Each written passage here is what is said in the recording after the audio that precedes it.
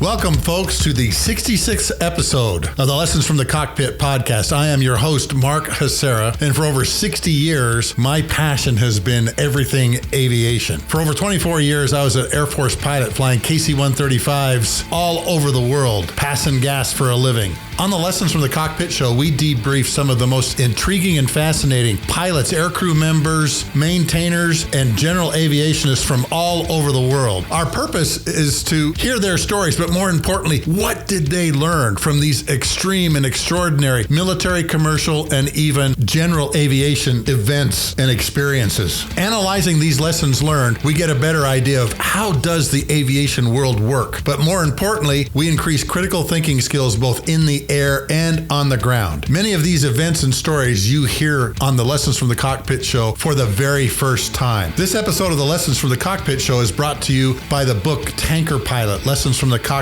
found in all 4 formats on Amazon: hardback, softback, Kindle, and Audible. It gives you a behind-the-scenes look at air refueling operations all over the world, and particularly in 4 wars: Desert Storm, Kosovo, Afghanistan, and Iraq. Pictures are included in the book, and if you download the Kindle or Audible version, there's an extra file that has those 32 pictures in them, and those pictures are in color. My book, Tanker Pilot, is now included on the Air Mobility Commander's reading list, General Mike Minahan's reading list, which is really a great honor. I'm grateful for that. I mentioned behind-the-scenes look at 4 wars, and today we're going to analyze the shock and awe campaign, and I want to go through some of the limiting factors, some of the shortfalls that we had trying to refuel these massive strike packages going into Iraq, because we had a lot of issues that we didn't have in Desert Storm. So grab an adult beverage of your choice, sit down, strap in, and let's begin the Lessons from the Cockpit show and talk about air refueling shortfalls that happened during the shock and awe campaign, because it was really a problem. There is an ulterior motive and a reason why I want to do this. At the end of the month, I will be speaking at Tailhook, the Navy's big aviation symposium. I've been invited to be part of a panel that will be discussing the shock and awe campaign. It's been 20 years since shock and awe. Can you believe that? 2003, March and April of 2003. It's been 20 years since these massive strike packages, airplanes coming over from the States, bombers, everything going into Baghdad for what we called ATOO was the real name, but the mainstream media called it shock and awe. The reason I want to do this is so that I can get all of the facts out as to why there were shortfalls. Because one of the emails that's been going back and forth in Tailhook mentioned specifically shortfalls. Fortunately, it also says they weren't my fault. And I want to give you some of the background as to why it was such a problem, and a massive problem, of being able to refuel and pass about 12 to 14 million pounds a day to all of these airplanes that were supporting the troops, both the Marines and the Army, as they made their march toward Baghdad. And remember, we were coming from the south and the north. The north was completely the Navy, with some B-52s and other airplanes that were coming out of England. So this created a massive air refueling situation that we had not seen before. And here's the big reason. We had never gone through an exercise where we had to back the air tasking order into the gas. We always said there'll always be enough tankers, there'll always be enough gas. Well, the shock and awe campaign flipped that on its head, because we didn't have the tankers that we had during Desert Storm. And I'm going to talk about that in just a moment. Here's the methodology I'm going to use. I'm going to look at shortfalls from the strategic level first, and then at the operational level. But by strategic, I mean, what's the crew issues? What are the airspace issues? The political issues? Then I'm going to look at the operational issues, where airspace and how the tanker plans went from planning to execution, all those different kinds of things. And particularly look and focus on our training at that time period and what the tanker force was trained to do at that time, because we had a singular focus at that time period, which was, of course, the single integrated operations plan, or the nuclear war, which really needs to be discussed, because that was all also a problem. So I'm also going to do some comparisons with Desert Storm. I had all of the people working for me in the Air Refueling Control Team look at every chapter of the Gulf War Airpower Survey from the first Gulf War and read those chapters. We had to understand what we did during the first Gulf War so that we didn't make those mistakes in the second Gulf War. And that, I think, was a really critical key issue. And I printed off a bunch of those pages and started looking at stuff, and I thought, wow, I can't believe we pulled off some of the things we did in Desert Storm. But those same issues raised their ugly head again during the second Gulf War, during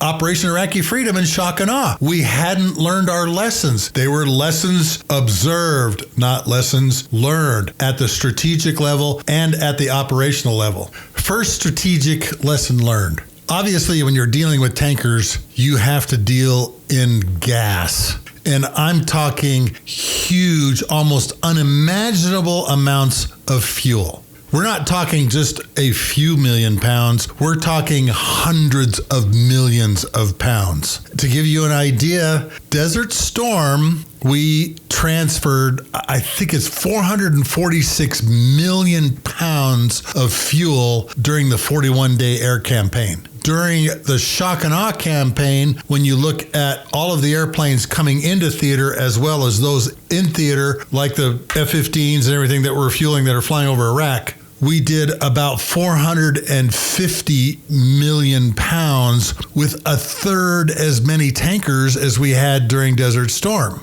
Now, in order to be able to set up a effective and efficient air refueling system, you have to have airplanes that are close to a lot of gas. I'll give you a for instance.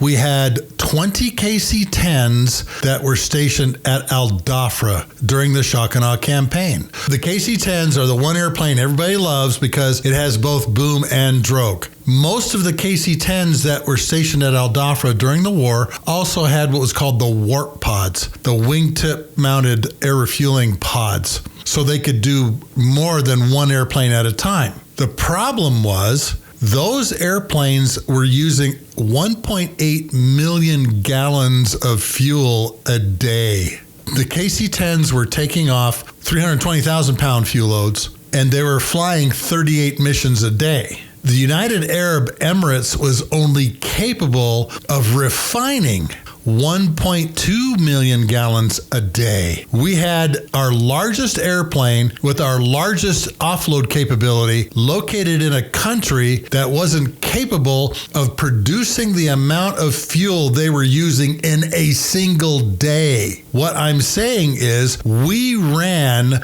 a Middle East Gulf Coast country out of gas. Let me say that again. We ran a Middle East Gulf Coast country out of gas. We had a very unique way of managing this problem. Colonel Jones, the 9th Air Force logistics colonel, the A4, brought in a large super tanker into the port of Dubai, and they were pumping gas literally from the tanker straight to Al Dhafra to keep the fuel flowing to the KC-10s. That was the only way that we could keep Al Dhafra and its 20 KC-10s going for 38 missions. Let that sink in for just a second. We ran a Middle Eastern country out of gas. And when Colonel Jones came to me and says, hey, you're not going to believe this, Sluggo. The United Arab Emirates is only capable of producing 1.2 million gallons, and the KC-10s, just the KC-10s, are using 1.8 million gallons a day. That didn't include the C-130s that were flying out of Al Dhafra, the U-2s that were flying out of Al Dhafra, and all of the airlift that was coming in and out of their C-17s and C-5s to keep all the beans, butter, and all the other things that we needed to keep the people going there too. That large super tanker, I later found out, we almost drained it. Colonel Jones told me at the end of the war, we were within 16 days of emptying a very large supertanker of all of its fuel. Fuel became an issue in the Middle East because, again, when you have this type of system, air refueling system, we're flying average about 256 sorties a day. 38 of those were KC-10s out of Al Dhafra. You have to have a lot of gas. And when we considered what we called bed down locations, by bed down, I mean, where are we going to put the tankers? Fuel was always the first criteria we looked at. Does the place have enough fuel to keep the amount of airplanes that are there going to support the air refueling tankers, the KC-135s, the KC-10s, whatever it happened to be? Many of the bases that we were looking at for bed down did not have the amount of gas we needed in order to support the missions we were going to fly out of that base. And that automatically took them off of our list. The other issue that we had to look at is what we called ramp space. Do you have enough room for the tankers? And again, this is a strategic level lesson learned. The KC-10 requires 105,000 square feet for one airplane to park it because it's big. It's a massive airplane. It's a DC-10 airline. The KC-135, the 707, requires 65,000 square feet. In the Middle East, in Europe, where we also had tankers flying out of, and in the Mediterranean, that was another criteria that we had to look at. Matter of fact, it was the second criteria we look at. Fortunately, we had somebody on the team that had some mad skills with Excel and being able to put the formulas in the Excel cells and the spreadsheet. And we actually had a ramp space calculator that we could use to say, okay, we're going to put 12 KC-135s here. Will they fit? And we could drop that in the calculator for the particular airfield, and it would tell us yes or no. It would tell us exactly how many we could put in there. And if you're only going to put 6 KC-135s or 3 KC-10s at a place, it's just not worth it. You want to be able to consolidate your tankers in as many places as you can. Now, during Desert Storm, fortunately, we had the advantage of having 2 really big places to bed down the KC-135s and the KC-10s. Now, remember, during the first Gulf War, KC-10s had been around since the 80s. They were fairly low-time airframes. 135s, on the other hand, we had 3 different models. We had the A model, the water wagon, the E model with the TF-33 engines, and the R models were just showing up. A lot of the airplanes were just going through the R model modification with the new CFM56 engines, which make gas. Those engines are just fabulous. So we had a mix of 3 different kinds of 135s and KC-10s. Now, internationally, the French brought their KC-135 versions, and the Brits had the L-1011s and the VC-10s were both there. So we had a number of airplanes, and all of them, as you can imagine, the L-1011 is about the size of a KC-10, so it needs about 100,000 to 105,000 square feet. The VC-10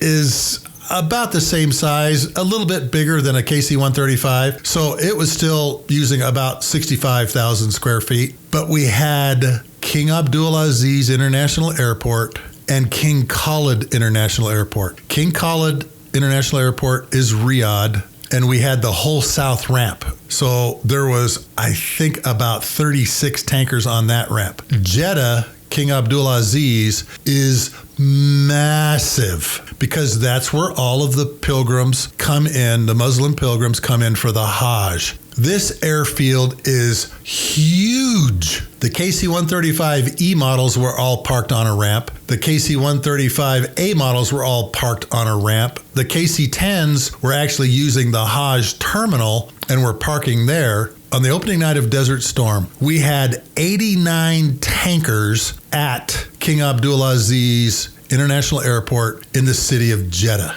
The reason we could do that was because it had its own refinery. When you go into the government books and look at Jeddah New or King Abdulaziz Airport, and under fuel availability, it says unlimited. It's unlimited because The airfield had its own refinery for gas, and it could make, I think it was 2.5 million gallons a day. And we'll say we're using Jet A, and I think the fuel density was like 6.5 pounds per gallon. So, I mean, you can do the math. That's a lot of gas. And that's why Jeddah was such a great place to bed tankers down. Those 89 tankers were flying about 130 missions a day, if I remember right.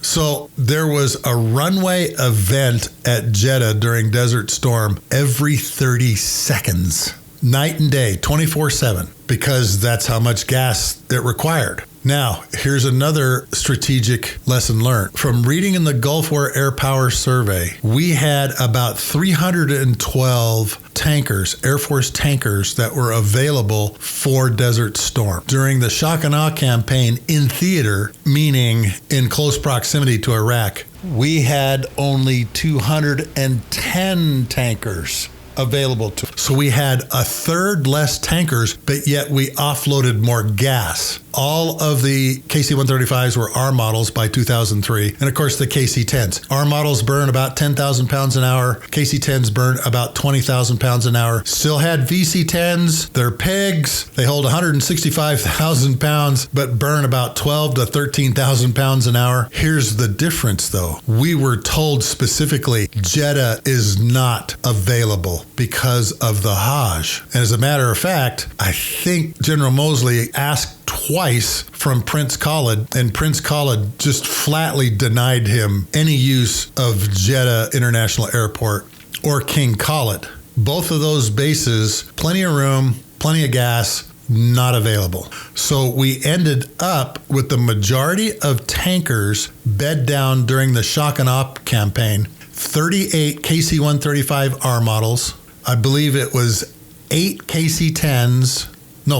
KC-10s, 8 VC-10s bed down at Prince Sultan Air Base. And they had the ramp space, fortunately. It's a really big ramp. They've got a second runway there now, too, that we didn't have available during the shock and awe campaign. Again, runway saturation was also an issue because we had a runway event with fighters, tankers, ISR airplanes like the AWACS RC-135 every 30 seconds. Either a landing or a takeoff off of a single runway every 30 seconds out of Prince Sultan. Funny story about the fuel issue there. Prince Sultan had 3 15 million gallon fuel storage tanks that had not been used in, I don't know, over a decade. And we used Prince Sultan as kind of the lily pad for tankers. When the Turks kicked us out of Incirlik on March 17th, we had to send those tankers somewhere. We brought them to Prince Sultan. Those crews were already deployed. We had to get them out of there. Prince Sultan was the placeholder for tankers. Fortunately, Prince Sultan allowed that. He was the Secretary of Defense for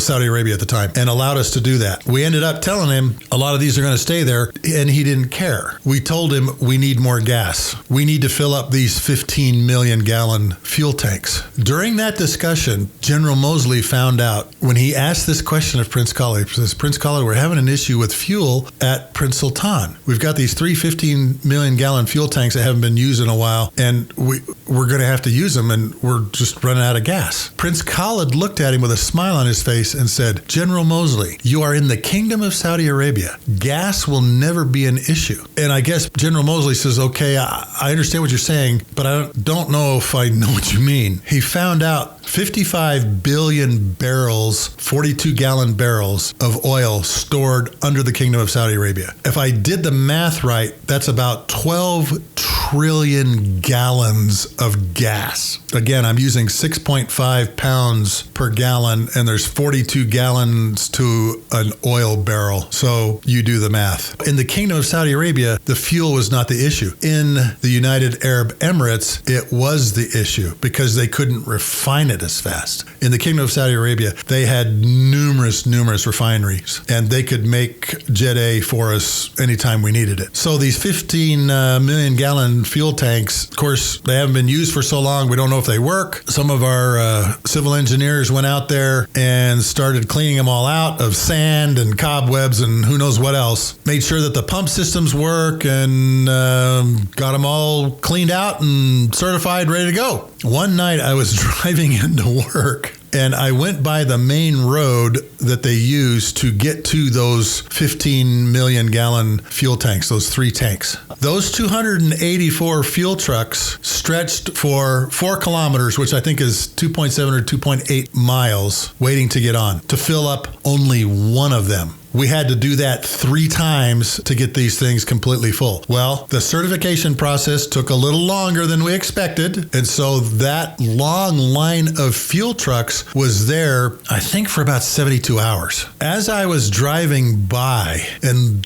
just taking all of this in, 284 8,500 gallon fuel trucks, I noticed something. The truck drivers were, of course, being told they couldn't go on base, but they were told to stay there. Many of the truck drivers got out of their trucks and spread their carpets out. They were cooking their food and making their chai tea right next to their trucks. And I got to the gate guard and I said, "You had better go have somebody out there now." He goes, "What are you talking about, sir?" And I said, "A lot of those truck drivers of those 284 trucks are all sitting waiting to get on base. They're cooking their lamb meat and boiling their chai next to their trucks with open fire little hibachi grills." He took his binoculars and he looks out there and his jaw just drops. And he goes and gets on the phone to the law enforcement desk and says, "You got to get somebody out there. These guys have got open flames next to their trucks."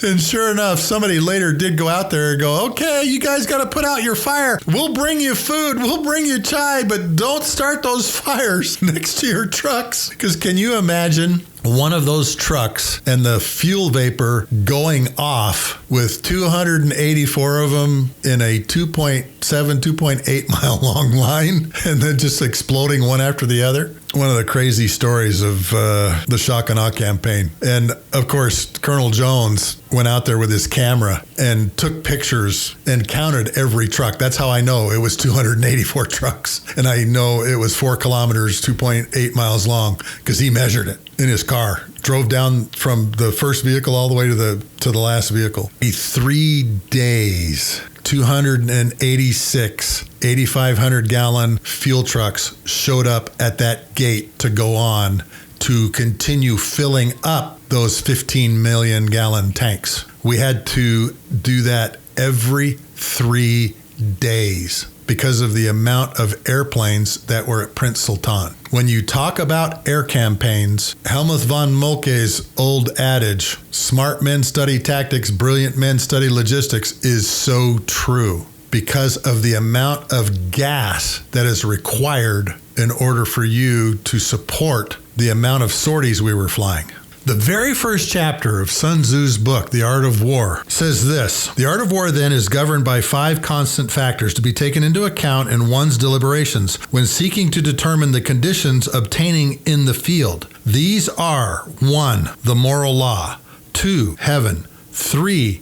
Earth, 4. The commander, 5. Method and discipline. The moral law causes the people to be in complete accord with their ruler, so that they will follow him regardless of their lives, undismayed by any danger. Heaven signifies night and day, cold and heat, times and seasons. Earth comprises distance, great and small, danger and security, open ground and narrow passes, the chances of life and death. The commander stands for the virtues of wisdom, sincerity, benevolence, courage, and strictness. By method and discipline are to be understood the marshaling of the army in its proper subdivisions, the gradations of rank among the officers, the maintenance of roads by which supplies may reach the army, and the control of the military expenditure. These 5 heads should be familiar to every general. He who knows them will be victorious. He who knows them not will fail." So let's talk about his second element, heaven. Again, signifies night and day, cold and heat, times and seasons. General Moseley came up to me one day and says, "Hey, Sluggo, I need you to make a slide.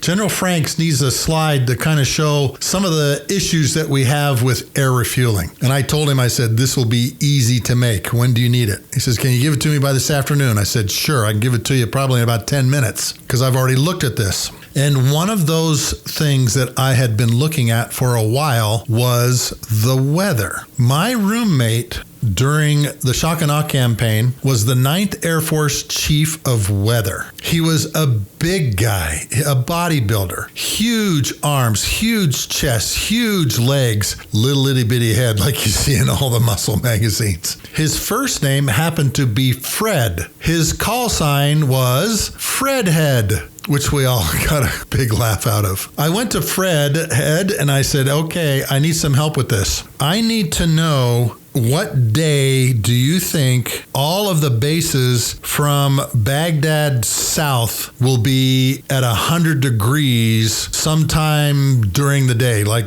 around lunchtime?" And he says, "Hey, I've got just the tool for that. Let me bring you an answer here in a few minutes." He came back about a half hour later and he told me, "Sluggo, somewhere between the 5th and the 7th of April, all of the bases south of Baghdad will be at 100-degree temperatures somewhere around 10 o'clock in the morning." I said, "Perfect." And I think I gave this a name like thermal crossover or something like that on the slide. Between the 5th and 7th of April. At the bottom of the slide, I had time, and on the other side, I think I had heat. And what I wanted to show was fuel available as one line and fuel required as the other line, that they were going to cross somewhere between the 5th and 7th of April. What I mean by this, in the cooler temperatures, we would have more fuel available because the airplanes could take off with more gas. Once it was 100 degrees or more, that was going to be a descending line, and the required line would start moving up. And that crossover, and the reason I called it thermal crossover, was those two lines were going to cross somewhere between the 5th and the 7th of April. It actually was on the 6th of April. Every base by 10 o'clock in the morning from Baghdad south were at 100 degrees or more during the day. Fuel required was going up because airplanes were having to download gas in order to be able to take off with the bomb loads that they were going to take off with, the B-1 in particular. And that was what I put a note, because in thumb rate Oman, by the middle of March, it was already over 100 degrees. And so B-1s were having to download fuel in order to be able to take off with the 24 2,000-pound bombs they were taking off with. The other problem that we had was the KC-10s have a 50-degree centigrade wall. If I remember right, 50 degrees centigrade is 121 degrees. So as we moved in time farther to the right into April, May, June, and July, we were coming up to a point where the KC-10s were having to download gas in order to be able to take off. And part of this was the heat, and part of this was another reason. Apparently, at the end of the runway at Al Dhafra, there's a very, very large tree that has been there, I don't know how long, forever. We nicknamed it the United Arab Emirates National Forest. It's only one tree, but that tree, we were not allowed to cut it down, and it caused the KC-10 guys to have to consider it as an obstacle if they lost an engine. And that's what all of our takeoff data is based on, the loss of an engine. You're trying to manage the risk of losing an engine on takeoff by saying, okay, at a certain point, if I lose an engine, I've either got to be able to take off or stop in the remaining runway distance. And if you're taking off, then that big, massive tree that was at the end of the runway became an obstacle that you had to go over. Like I said, we nicknamed it the United Arab Emirates National Forest. It's one tree, one single tree. Somebody in the Emirates leadership would not let us take that thing down. So we had to put on the slide 50-degree centigrade wall for the KC-10, and the B-1s were downloading gas in order to take off with the maximum weapons load. They actually put that in General Frank's brief that he took to President Bush. And General Moseley came back and said, Sluggo, they spent almost 5 minutes on your slide, 5 or 7 minutes, which in a presidential briefing is an eternity. You're usually looking at slides for maybe 20 seconds. And the discussion they had was, when do we start the war? And that one slide became very important because it said to them, in order for us to strike hard in Iraq, that means we've got to move the beginning of the air campaign back from that 5 to 7 April date, is what I understand that was the conversation. Shock and awe, the opening was on Friday the 21st. It actually began on the 19th, which I think was Wednesday, because that was when the F-117s went in and that kind of began everything. This was the famous airstrike on Dora Farms where we thought Saddam and his sons were hanging out. It happened early in the morning of the 19th, and 2 F-117s, Ram 11, Ram 12 with 2 EA-6Bs went in, dropped their bombs, and then I think we put like 36 Tomahawk land attack missiles on top of Dora Farms, thinking that's where Saddam is. We might be able to end the war right here, right now by doing this airstrike. Here was another issue with the tankers. Not only did the KC-10s have this 50-degree centigrade wall, meaning they didn't have any takeoff or landing data available to them past that. They could not compute their takeoff data, in other words, their refusal speeds, their rotation speeds, or their landing speeds after 50 degrees centigrade because it wasn't available. Boeing never did it. The other issue that we had was we were still flying in the Guard and Reserves, the E models with the TF-33 engines. Above 100 degrees, those engines were pigs. KC-135 E models had takeoff and landing performance above 100 degrees that just wasn't any good. And we had to download gas in order for them to get off the ground, which meant they didn't have much gas available. I had this argument with Omelette, a guy that was on the initial cadre of the KC-135 weapons school, who is now working at AMC headquarters as his follow-on assignment after the weapons school. He says, you got to take the E models. You got to take the E models. I said, Omelette, I can't bring them in theater. Above 100 degrees, they don't have any offload capability, man. I can't bring them in the end. He says, you got to have them. You got to take them. The E-model tankers had JT9D or TF-33 engines, commercial engines, and the engine performance above 100 degrees, they couldn't lift all of that weight off the ground. So what I did was, since these all were activated Guard and Reserve units, I put them like in the Mediterranean Ocean, lodges throughout Europe to support airplanes that were coming over. But I was not going to bring them in theater because of the heat and the engine performance. It was hard for them to take off with any gas over 100 degrees. And then again, the KC-10 had that 50 degree centigrade wall. And yes, it did approach 121 degrees during the summer times in Al Dhafra. That's why Sun Tzu has those 5 constants, man. Moral law, heaven, earth, the commander, and method and discipline. You have to look at those things. And as he says, the general that knows these things will be victorious. The weather is always going to be an issue in the Middle East because of the heat. Now, at one particular base, it was the opposite. We had, I think it was 6 KC-10s from McGuire that deployed to Burgas, Bulgaria. Bulgaria had just become part of NATO, and they really, really wanted to be a part of this fight. Will you please get us into this fight? So we put KC-10s at Burgas, Bulgaria. They only had ramp space for 6, and they could only fuel 6. But one of their planners called me one day and said, hey, Sluggo, all of our sorties are delayed today. You're not going to imagine why. And I go, okay. What's going on at Burgas that I need to know about? He says, it snowed this morning. I'm down in sunny, hot Saudi Arabia not thinking about snow, nor am I thinking about what effect that snow has on the KC-10 community. Here's why they were delayed. In order for the KC-10 to take off after it's been in a snowstorm, obviously you got to get all that snow and ice off the airplane, but you have to inspect the engines for ice. And in order to inspect the center engine, the number 2 engine that is on the tail, you have to have a high stand.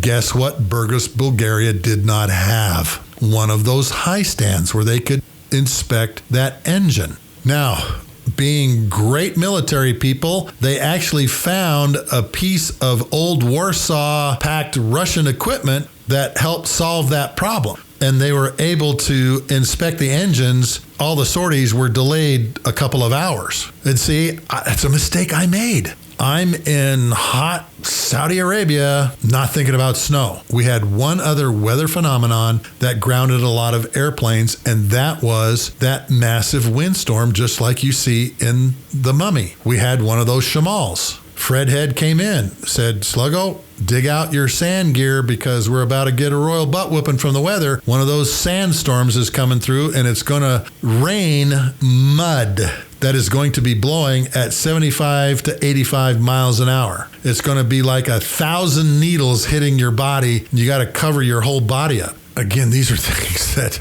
I didn't plan on. Snow and the shamal. The shamal really had an impact through the entire AOR because it also affected the weapons. We couldn't use laser-guided bombs because there was no visibility for the laser in all that sand and that mud storm. Fortunately, for most of the tanker bases, the wind was blowing within 20 degrees of runway heading. And so most of the tanker sorties were able to get off. A lot of the strike sorties were not able to get off, and we canceled a lot of tanker missions when that shamal came through. A lesson learned.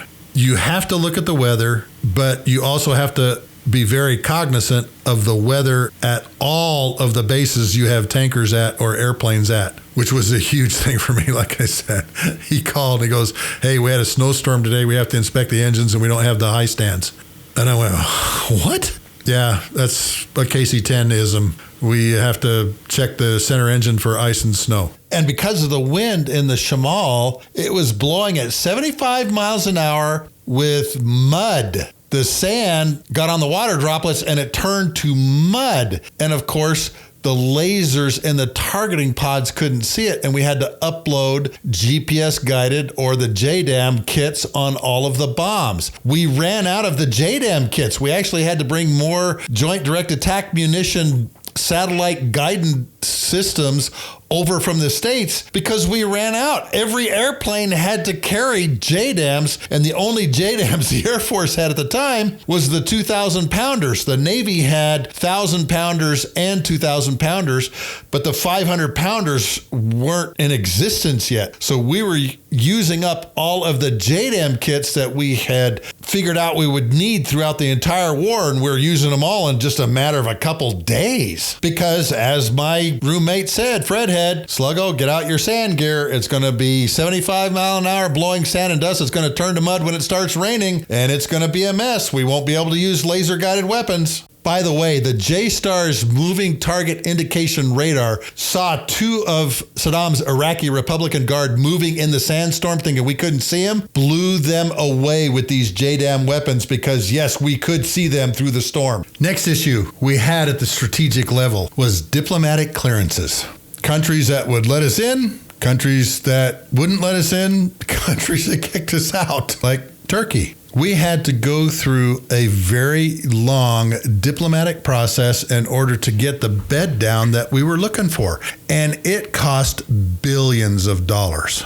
An example, as I mentioned, the Turks did not want us to come back for Operation Iraqi Freedom. And the reason they didn't was because of what happened to them after Desert Storm. They lost a lot of money, billions of dollars, when they supported Operation Desert Storm. We loaded up Incirlik Air Base with fighters, tankers, ISR aircraft during the first Gulf War, and a lot of the countries around them didn't like it. Even though they're our NATO partners, they didn't like it. The Turkish government was concerned in the second Gulf War that the same thing would happen, and their parliament acted accordingly. They voted against supporting the war and turned down the $2 billion we were going to give them for support for having us at Incirlik Air Base like we had been during Desert Storm. And I remember the night that the parliament was going to vote on us staying at Incirlik because we were flying Operation Northern Watch from Incirlik. And sure enough, the parliament said, no, we ain't doing this. The next morning, their stock market took a crash because they were expecting this $2 billion. Well, you're going to give it to us anyway. Well, no, you aren't going to let us in there. And on the 17th of March, every airplane that was on the ramp at Incirlik Air Base outside Adana, Turkey, had to leave. And a lot of those fighters went home. The tankers stayed. We brought them down to the lily pad, the placeholder for tankers at Prince Sultan. Fortunately for me, one of the guys that was stuck up there was my good friend Shrek, Herb Clayton, Mr. Funny Man. And of course, he came down to Prince Sultan and I immediately told him, dude, you're a weapons school grad, you're coming with me. And he worked upstairs in plans and it was great having him up there. But there were other locations that just said, absolutely not will we allow you guys to operate from our bases here in the Middle East for this second Gulf War. In some cases, the diplomatic clearances came, but they came with restrictions. Here's an example. Cairo West Air Base was used during the first Gulf War. We had KC-135s there. It was not in really good shape in the first Gulf War, and apparently it got worse because when we got there for Operation Iraqi Freedom, we had a lot of work to do. The Egyptian government told us, okay, you can bring in 15 airplanes. Then it went down to 5, then it went to 7, and I think it went to 10. We only ended up, I think, getting 7 airplanes in there. We could bring the 7 tankers in there, but there was a cover story for them being there. That cover story was they were supporting training for the Egyptian Air Force. That meant they were boom-only airplanes. We could only fly them boom only. And every day we had to have at least one of those tankers flying in support of the Egyptian Air Force getting refueling, recurrent training. And I think we had to fly one in the morning and one at night. So that kept those guys kind of busy. We could fly the other 5 or 6 sorties and support things that were going on for the North War from Cairo West. But here's what happened. The base was in such disarray that we could only fly during the daytime for the first couple days. Here's why. All of the runway lights were either broken or gone. And we actually ended up towing the airplanes to the end of the runway with a tug. The crew would get in and then take off. And finally, they got some Red Horse airfield guys in there. And I didn't know this. They actually have temporary taxiway lighting and runway lighting, and they set that all up. You know, of course, the Egyptians are just sitting there laughing at us, you know. Well, we brought you into this base. We didn't tell you what kind of shape it was going to be in. And that was fine. We still were able to fly the sorties from it. But for the first couple days, they literally had to tow the airplanes to the end of the runway, particularly in the afternoon. And I got to be honest with you, for the first couple days, I thought, God, this is dangerous operating out of there. And I told them, let's not do it at night. Fortunately, the commander there was my wing commander from Fairchild, a great American by the name of Randy Fullhart. Great American, great commander to work for. Matter of fact, when I came home in December of 2002, I knew he was going to Cairo West. He didn't know yet. And so I had a bunch of the documents for the war that I had brought home with me, including this great big huge map of where everybody was going to be. And we got in his office with the vice wing commander and the ops group commander. And I said, so you want to know where you're going to go? He says, you know where I'm going? I said, yeah, I do. You're going to Cairo West, and you may have a lot of work ahead of you because I don't know what shape that base is in. It's got fuel, but it may have very little else. And sure enough, I was right. You know, Colonel Fullhart got the right people in there, and they got that place up and running with runway lights and taxiway lights. You have to understand, all of these lights are different colors. Taxiway lights are blue, end of runway lights are green. Of course, you know, the runway edge lightings are all white. And these guys did a great job of getting that thing all set up. But again, the diplomatic clearance said, you guys are here supporting the Egyptian Air Force, and you have to fly at least 1 to 2 sorties a day for the Egyptian Air Force. They are boom only. So we couldn't have a drogue on the end of the airplane at all. We ended up supporting a lot of the AWACS and the RC-135s out of Cairo West, which worked out perfectly. But again, these are some of the issues that we had.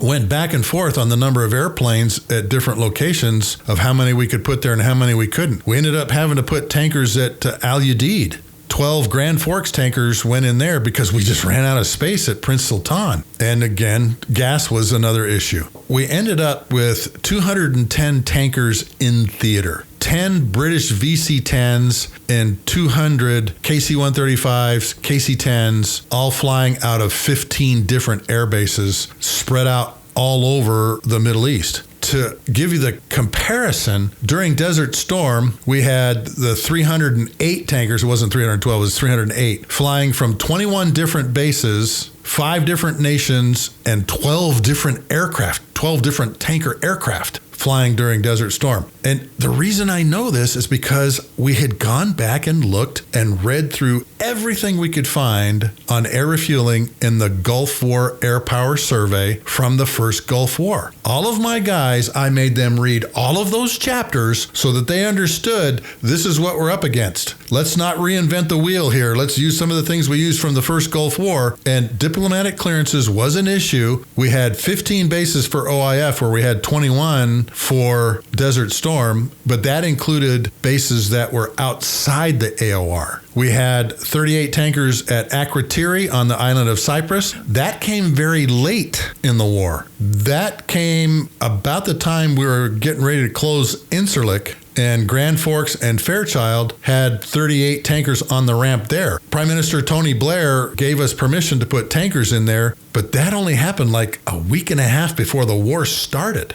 So at the strategic level, the State Department and our engagements guys, Otter was the engagements guy at the KAOC that worked all the diplomatic clearances. It was a huge headache, and that's why our plan changed so much.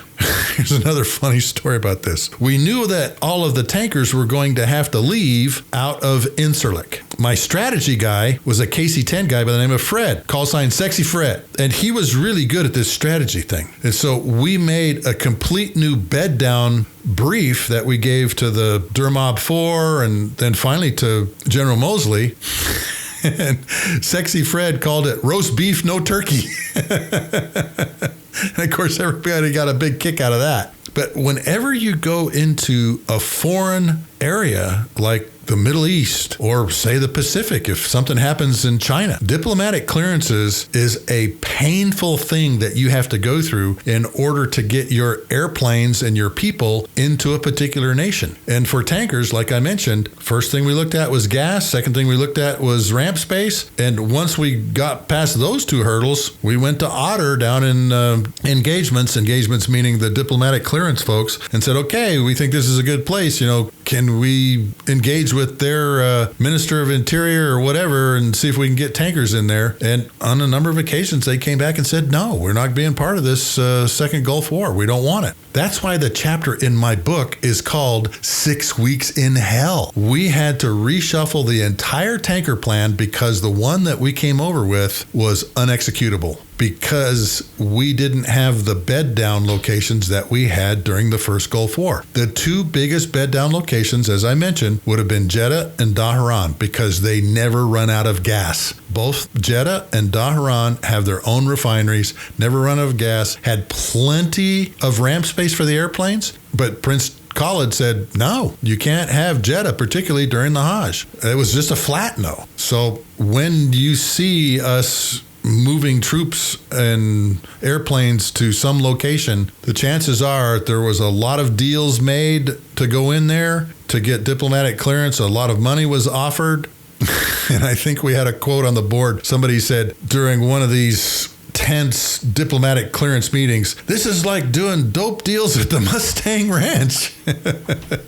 And it kind of was. You felt kind of dirty after you figured out what everybody wanted. And there were, hundreds of millions of dollars, even billions, that were going back and forth for us to get basing at some of these places. And then some of these bases needed a lot of work before we could put airplanes on that location. The KC-135 is considered a low-density, high-demand asset in the military. Low density, meaning we don't have enough of them. High demand, meaning you can't do anything without tankers. You can't move. You can't move troops. You can't move humanitarian supplies. Nothing goes without the tanker bridge being set up. By bridge, I mean tankers in locations all the way over to, like, say, the Pacific that can refuel the airlifters or the fighters getting over there. In comparison, we had a diminished number of tankers from the first Gulf War. We had retired a lot of the old A models because they were wore out. The wing spars and everything, the airplanes were just wore out. We bought 732 KC-135s. During Operation Desert Storm, Strategic Air Command had in its inventory 694 tankers. There were 59 KC-10s and 635 KC-135s. All of these airplanes spread out amongst the active duty, the Air National Guard, and the reserve for the KC-10s. So there was a big pool during Desert Storm of tankers to choose from. In the first Gulf War, the 44% of the KC-135s and 81% of the KC-10s were deployed over to the Middle East or throughout the region supporting operations in the Gulf. During Operation Iraqi Freedom, I think we were down to 475 airplanes. I'm talking KC-135s here. We still had 59 KC-10s, so I'm just speaking to the KC-135 fleet. 300 of them were gone. We went from low density to a lower density in KC-135 airframes, which means we didn't have enough to do all the things we wanted to do. In the Gulf War Airpower Survey, particularly where the Navy was concerned, it said we had an unacceptable amount of tankers deployed to support 500 aircraft that were coming off of the carrier decks. During the second Gulf War, we had 3 carriers that were in the Northern Arabian Gulf and 2 carriers that were operating in the Med. That's a lot of airplanes, okay? Each one of them carrying, I think there's 85 aircraft to include helicopters on those carrier decks. When you have a low-density aircraft like the tanker that are in such high demand, you have to husband them fairly closely. Well, during the second Gulf War, this became a problem because of the number of tankers we no longer had in the inventory. A lot of the A models had gone out to the desert boneyard at Davis-Monthan. We had competing priorities for the tankers. By competing priorities, I mean big priorities. You would think that, okay, we're fighting this war, the war gets all the tankers.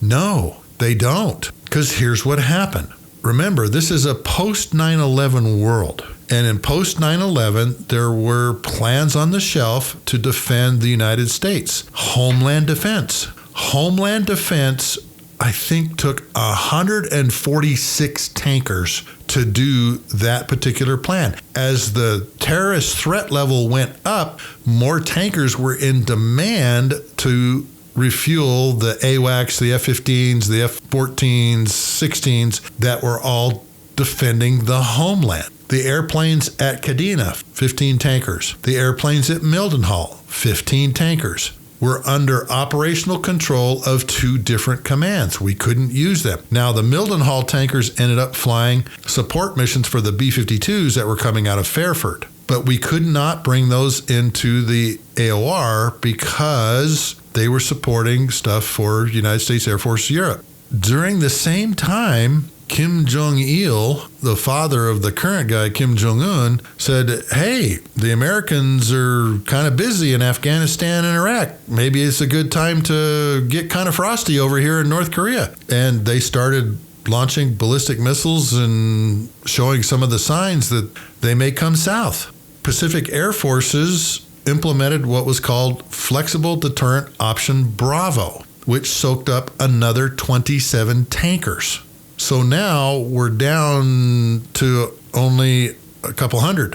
And I remember in, I think it was February, calling back to the Tanker Airlift Control Center to the folks that managed the tankers. One of the navigators that ran the apportionment of tankers throughout the world, Mac McDonald, said, Sluggo, I'm sending you the last 2 tankers Air Mobility Command has. And I said, wait, what are you talking about, Mac? He goes, literally, Sluggo, I am sending you the last 2 tankers AMC can cut loose for the war. Dude, it looks like you've only got this many KC-135s and this many KC-10s.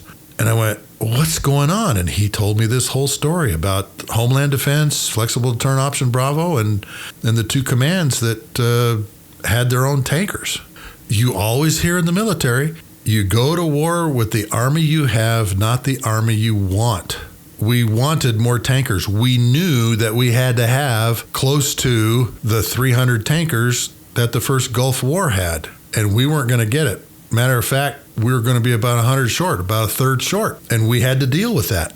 Problem that this created shortfall-wise was the opening night of the air campaign, Friday night, March 19th, was Air Tasking Order Oscar. Air Tasking Order. Let me explain that just real quick. It is what we send out to all the units that say, here is your timing, here are your targets, here's where you're going to be refueling, what airplanes you're going to refuel. So when I say ATO Oscar, and of course Oscar and so on, that's what I mean by ATO. It is like sheet music to the planners that tells them exactly what they need to do, the timing, target, what package they're in, where they're going to refuel, all of those things that a unit needs to know in order to be able to plan and execute their mission. The air tasking order is exactly what the units use, the ATO, to build their schedules and what the airplanes in their unit are going to do. And in our planning cycle, we begin looking at Friday's plan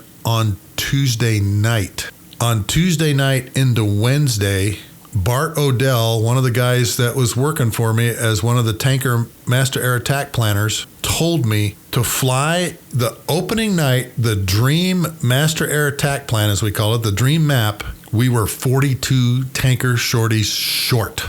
We couldn't fly the opening night shock and awe where we were really going to punch them in the face. We whittled it down over a couple days, and I think we flew at 17 short. And as I mentioned, we had never flown in an exercise where we had to back the air tasking order into the gas, which means a lot of lower priority sorties, such as the leaflet drops and some of the electronic combat stuff, they didn't fly because they didn't have the gas. The other issue that we had was we had no spare airplanes, nor did we have any airborne reliability airplanes. During the first Gulf War, we would put KC-10s in very strategic locations in the airspace so that if a tanker wasn't able to take off, was broke, or there was some major change in the air order of battle in the air war, they could go to a KC-10 and fill up. It didn't matter if it was boom or drogue. They could go to the KC-10 and get gas. We couldn't afford to have spare airplanes if one broke on the ground, nor could we afford to have reliability airplanes in the air because we didn't have the tails to do it. Just to explain spares, those are airplanes on the ground that are in reserve in case something happens and an airplane breaks. Reliability tankers are the airborne gas station. They're just hanging out, waiting for changes in the air tasking order or the battlefield conditions so that there is gas available from these reliability tankers just hanging out in the air. So when they struck Dora Farms with the F-117s and the EA-6Bs that were supporting them, we had to drop strike sorties out because there was no gas. We had to take their gas of the sorties we sent home and use those to fill up the 2 F-117s and the 3 EA-6Bs that were supporting the Dora Farm strike. We did not have a reliability KC-10 for them to go get gas off of. That was just like a gas station parked in the sky like we did during Desert Storm, particularly during Allied Force. Nor did we have spare airplanes that we could launch with them and refuel them on the way. We had to fly every tanker to support the air tasking order, and even then we only had a finite number of tankers that would only give a finite amount of offload. I think, if I remember right, the opening night of Iraqi Freedom, the opening night of Shock and Awe, the big Baghdad bash, I think we offloaded, I think it was 9.6 million pounds. And through the first portion of the war, we were about 11.5 million pounds to 12 million pounds a day. there was no air-to-air war. Saddam kept his Air Force on the ground. We needed that gas. So we actually sent all of the air-to-air F-15s, that was the 58th from Eglin and the 67th from Kadena, we sent them home. We said, we need the gas. And if Saddam's not going to fly his Air Force, we don't need air superiority airplanes. So we sent them home, and we used that gas to support all of the other strike sorties. Because many of these strike sorties, the F-15Es, the F-16s, they're all carrying air-to-air weapons, and they kind of dual-rolled the airplanes. If anything took off from the Iraqi Air Force, we had airplanes in theater that could shoot them down. And if Saddam, I think only 8 fighters flew during the war, and that was just a reshuffle from base to base. And they never got an opportunity to even fire on one of them. If you go back and you look at the Gulf War Airpower Survey, during the first Gulf War, the F-15Cs and the F-14s were sucking down the most gas, doing these defensive counter-air and offensive counter-air missions. I think the F-14s got like 33 million pounds just for the F-14s to do their air-to-air stuff. And I think the F-15 C models, the light grays, took on, I think it was 41 million pounds just to do DCA and OCA missions. I think that's a lot of gas. So that freed up extra tanker sorties to support the strike sorties. And of course, you can imagine the F-15 C model guys, the light gray guys and gals, weren't real happy about that. Their war was very boring, but we needed the gas to go somewhere else. And if there's no air-to-air fight, then why keep those airplanes in theater that are using the most amount of gas, because they're just sitting there droning when we can give that to strike sorties. Okay, one last thing at the strategic level, and then I'm going to move on to the operational level. Air crews. We learned from the Gulf War Airpower Survey that the KC-135 community only had 1.26 air crews per KC-135, meaning there wasn't enough to fly like 2 sorties. The Air Force KC-135 community in 1990-1991 was strictly focused on the single integrated operations plan, the nuclear war. Even though we were taking sorties off of alert, because remember, Pease Air Force Base closed and all the FB-111 sorties went away because Congress is saying we have to have a peace dividend. I still don't know what that means. The PSYOP, as we called it, only required a 1.25, 1.26 crews per aircraft.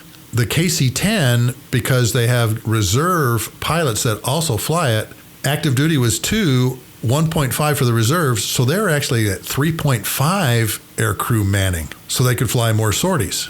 This restricted us flying more KC-135 sorties because from Desert Storm to Operation Iraqi Freedom, the KC-135 air crew to airplane ratio did not go up. It went from 1.26 in the PSYOP to about 1.46, I believe is what it was, as we were coming into 2003. What that means is you only have 1.46 air crews per airplane. That restricts the number of sorties you can fly.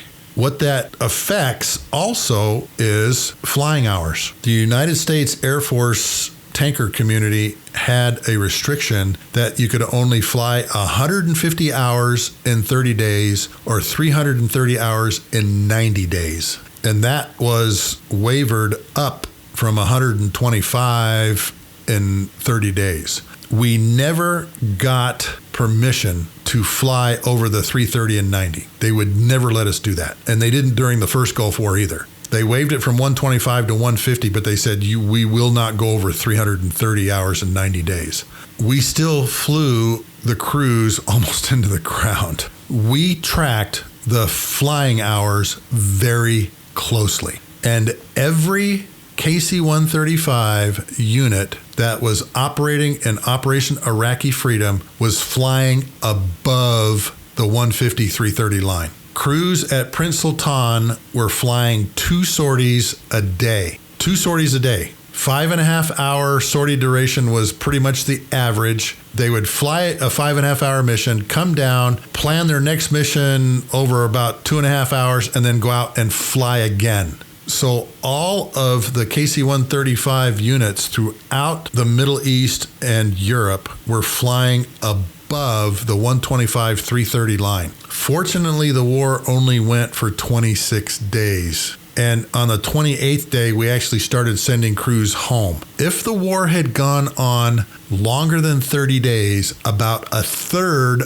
of the crews, maybe even a half, would have had to sit down and not fly for a day because of the 150 in 30, 330 in 90-day flight restriction. We knew that going into this, because, again, we had read the Gulf War Airpower Survey, and I remember telling General Moseley, sir, every stinking unit is flying above the 150, 330 line. And he told me, Sluggo, the war's not going to go beyond 30 days. We're already knocking on Baghdad's door. I don't think we're going to have to worry about it. And he was right. You know, on the 28th day, I think, is when everything capitulated and Saddam melted into the desert somewhere, and the Operation Iraqi Freedom shock and awe campaign came to an end. But this air crew thing was a problem. So here's how we fixed it. We had a lot of air crews in the Guard and Reserve back home that had been activated, but we had no room for the airplanes, both on the ramp and in the air. The airspace was saturated. I'm going to talk about that in the operational lessons learned. What I told Air Mobility Command, I said, leave the airplanes at home, send me the air crews. Now, this had never been done before. At that time period, we had active duty crews flying active duty airplanes, Air National Guard and Reserve flying Air National Guard and Reserve airplanes, and they didn't mix. I had to write a letter to Air Mobility Command to get that reversed, to say, please allow the Air National Guard and the Reserve crews to fly the active duty airplanes and vice versa. Here's the problem we have. We have to have at least a 2.0 manning in order to be able to fly the number of sorties we have to fly. That went all the way up the Air Mobility Command chain, and they approved it. They said, yeah, okay. Now, the airplanes had different model numbers. I think we're flying Block 30s, and the Air National Guard and the Reserve was flying, I think they were called Block 35s. They were virtually identical airplanes. The cockpits were virtually identical. And getting that letter signed allowed me to bring more crews in so that I could solve this 1.46 crew ratio to airplane problem, and it worked perfectly. And as crews began flowing into Prince Sultan and other bases, it relieved some of this pressure where all of the bases were flying above the line. And matter of fact, you could tell when the Air National Guard and Reserve crews showed up at the bases because the flying hour line started dipping down below the 125-330 line. But again, this had never been done before. We had always separated the Air National Guard, the Reserve, and the active duty air crews, even though they were flying virtually the same airplane. And this is how we solved that problem. And we were able to fly more sorties because of that, because we were able to get the crew to airplane ratio up to 2.0. The KC-10s, never a problem. Because again, they had active duty crews and reserve crews that were flying the airplanes, and they were 3.5 to 1 aircraft. 3.5 crews to 1 aircraft. So they were never, ever even close to the line. The rainbow of having active duty, Air National Guard, and reserve crews flying in the same units was fantastic, because you have to remember, a lot of these Air National Guard and Reserve air crew members that came over were mostly airline pilots and had a lot of experience. Not only experience in the KC-135, but flying experience being in the airlines. It really helped to have some of these airline KC-135 Guard and Reserve folks flying the active duty airplanes and mingled in the squadrons, because they helped solve a lot of the problems at the unit level because of their experience, which was fantastic. It was great. I'm very concerned about the capability gap that we have right now at this time period for the tanker world and the tanker community. We are sending KC-135s and KC-10s, all of the KC-10s, all 59 of the KC-10s, to the boneyard. In the KC-10's case, they still have a lot of flying time left on them. KC-135s, they've got a lot of time on them already. They've been flown for decades. If we ever went to war in the Indo-Pacific theater, we have a big tanker capability gap right now, a huge capability gap, and it really concerns me. The vastness of the ocean in the Pacific, particularly South China Sea and across the Indian Ocean, is incredible. And the amount of gas that you need to keep fighters and bombers and intelligence, surveillance, and reconnaissance airplanes up across that vastness is huge. And I don't think, that my opinion only, I do not think that we have the tanker capability that we will need in order to be able to fight a war in the South China Sea or in the South Pacific, particularly if China goes after Taiwan, or we have a fight in the South China Sea over the Spratly Islands. They just recently did an exercise in the Indo-Pacific Command Theater. Someone I know is the Indo-Pacific commander right now, Chris Aquilino, Lung. He was the Ripper Squadron Commander in CAG 7 when I got to go on board the John F. Kennedy right after Anaconda. And I know that General Minahan, the AMC commander right now, is also concerned. They had this big exercise, and I'm hearing from a lot of people that there is a big tanker issue right now because we don't have enough of them.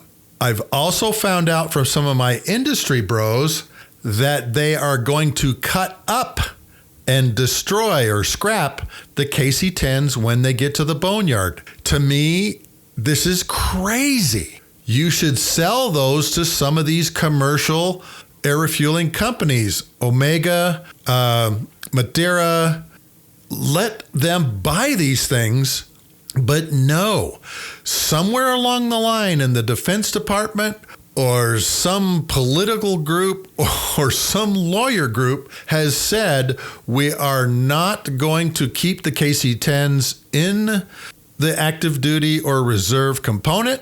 We're going to send them to the boneyard, and when they get there, they're going to scrap them. I don't understand this because, again, I believe we have a huge capability gap for tankers and air refueling that no one is talking about. I do not know why Chief of Staff of the Air Force, C.Q. Brown, thought that getting rid of tankers was a good idea. I wasn't in those meetings. I didn't hear all the facts that were being passed back and forth.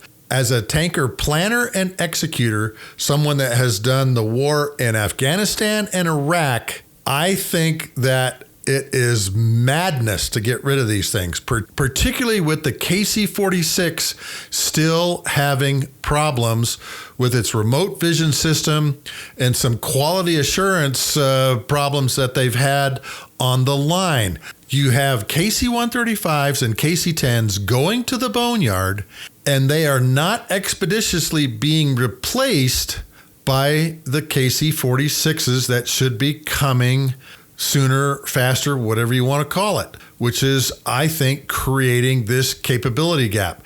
A lot of my buddies in industry that fly for some of these commercial units are saying they should be allowed to buy these KC-10s so that they can help fill this gap. And even if they can't bring them into the theater because of insurance and problems for having commercial KC-10s near some combat area, at least they could be part of the air bridge that gets them to the theater, gets the fighters, the bombers, the ISR aircraft, the global strike aircraft from the States that go over, hit their targets, and come back. At least those airplanes are available. But no, what I'm hearing from all of my friends out there that are in the military and in industry is there is a tanker capability gap that is not being discussed, is not being talked about in the news. And there was recently an exercise that they did in the Pacific that showed there is an air refueling gap in case we go to war in the Indian Ocean, the South Pacific, or against China in a Taiwan fight. And folks, I do not know why this is happening. Nobody kicks ass without tanker gas. You've heard it over and over and over again. And why this is being allowed to happen, I do not know. But I'm telling you, I have enough people in the military and in industry that are telling me that not only is there a gap, but it's getting wider because of issues they've had with the KC-46 and the retirement of the KC-10s. All of them, all 59 are going to the boneyard, and some KC-135s, and the KC-10s are going to be scrapped, cut up, just like the B-52s, have their wings taken off, have their engines gone, whatever scrapping means. I'm concerned about that, and you should be concerned about that also. I've told you before, gas is what an air campaign lives on. It is the food of the fighters, the bombers, and the ISR airplanes. And what I'm hearing concerns me that we do not have the air refueling capability that we had even during Operation Iraqi Freedom and the Shock and Awe campaign, because more tankers are being put in the boneyard and some of those are being destroyed, being scrapped. Oh, there's one other thing I got to mention at the strategic level. As most of you know, there are different kinds of refueling systems out there. The Air Force uses predominantly the receptacle, boom in the receptacle. The Navy, Marine Corps, and most international countries use probe and drogue. The Navy does not like our iron basket that we put on the back of the boom. They call it the Iron Maiden or the Wrecking Ball because they've had some really bad experiences with it, slapping canopies and breaking them. The KC-10 community had what's called warp pods, wingtip air refueling pods. I put all of the airplanes that were at Al Dhafra had those wingtip air refueling pods and a centerline drogue, which allowed them to really provide support for the 3 Navy carriers that were in the Northern Arabian Gulf. And the Navy loves the KC-10 Nerf basket. And so whenever we had big, large Navy packages going into Iraq, either from the Northern Arabian Gulf or from coming around through the Gulf of Aqaba, oh, I should mention that too, they got KC-10 Nerf baskets. The KC-135 community was just getting what they called the multi-point refueling pods, which had really nice collapsible baskets, really good pods, but they only bought 33 pod sets. We ended up getting 29 of those pod sets in theater, and I put them all at Akrotiri. I didn't put them all throughout the AOR because of the maintenance tail. I wanted them all in one location so that if maintenance was needed on any of those pods, they were all in one location. And guess what? We had to do some field maintenance on them. The Navy was getting what we called basket slaps in the run-up to the war with these brand new pods. I think we brought the MIPRS pods in December of 2002 and we're flying with them. And the Navy was telling us they're getting the big sine wave and they're getting basket slaps. I think this was in January. And if I remember right, Casey Albright, who was the CAG on the Lincoln, called me and said, "Sluggo, we got to get these fixed before we go into the big war, man. We can't have this. They're breaking off probes and breaking off doors." And I'm trying to sit there and I'm figuring out what's going on. What's causing this sine wave? Okay, let me explain this real quick. You know when you go out in your front yard and you grab the garden hose and you shake it up and down and it causes that wave in the garden hose when you're trying to like make it extend, get around the corner of something and move the hose? That's the sine wave that when you hit the basket too hard, when you try to plug into the basket at too fast of speed, it's like shaking the garden hose. And that wave goes up to the pod, can't go any farther, and then turns around and comes back with a great amount of force. So much force you can feel it through the whole airplane, I'm told by all of my Navy buds. And what that does is it just jars either the probe and takes it off or takes the door off of the air refueling probe. And in some cases, separates the basket from the hose. So the hose is just flailing around with gas flying out of it. Or in a even worse condition, the basket comes off and hits the airplane. That's what we mean when we say basket slap. They try and connect at too high an airspeed, causing that sine wave, that wave like you see when you shake your garden hose. It goes up to the pod, has nowhere else to go, comes back down the hose, and hits the airplane, causing the basket to either completely come off or disconnect from the probe and hit the airplane in what we call a basket slap. And yes, they have taken off canopies in some of these situations over Afghanistan. People were telling me, the Navy bubbas were telling me, you can feel it through the whole airplane when that sine wave goes up, hits the pod, comes back, and snaps the probe off. You can feel it through the whole plane. It's that dramatic. It's that hard. Well, we're sitting there, we're trying to figure out what in the world is causing this. And we found out what the problem was.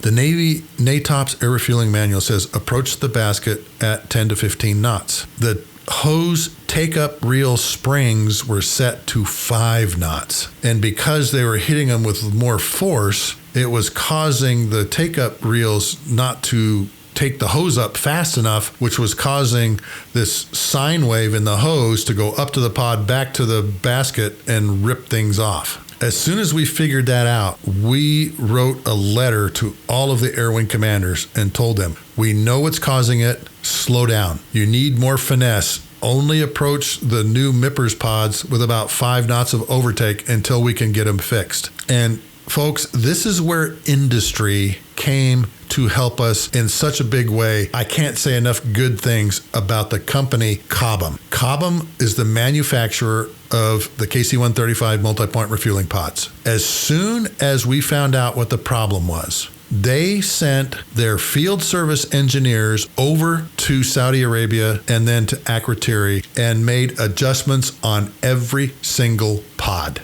I can't say enough good things about Cobham. They came to the plate. They saw, okay, we've got a problem. We got to go fix it. And they did it. And these field service engineers, some of them came into Saudi Arabia. And then again, all these MIPRS pods ended up at Akrotiri on Cyprus. And they adjusted them all, did other field service engineering work on them, fixed these things up so they were working perfectly by the time the war started. I always go to the Cobham people when I go to any symposium, if they're there, and shake all their hands and tell them, I got a great story for you guys. You guys did a great service to the military, to the Navy, and to the Air Force when you sent those field service engineers into theater and fixed the pods all up. Because once those field service engineers made it in there, did all the adjustments on the pods that they needed to, I think we only had like 1 or 2 basket slaps after that instead of like 2 or 3 a week. And as I mentioned, everyone that had one of these basket problems where that sine wave went up to the pod, came back, they said you could feel it through the whole entire airplane. And you just kind of hunkered down and went, and waited for it to come either take off your probe or take off the probe door or take off the drogue. There's a number of Navy airplanes that actually landed with the drogue on the end of the probe because it's made to come off that way. There's a slinky that wraps around the knuckle that holds the drogue to the hose, and when that thing pulls off, that whole slinky unwinds and it causes more problems too. These were brand new pods just coming into the fleet. We didn't have enough of them. We left 4 at home, brought 29 over, found out there was a problem, and Cobham stepped up to the plate, sent field service engineers over to the Gulf and fixed every one of them, every stinking one of them. So let's spend some time talking about operational issues that we had. We knew what our biggest restriction and problem was going to be. Again, from reading the Gulf War Airpower Survey, we knew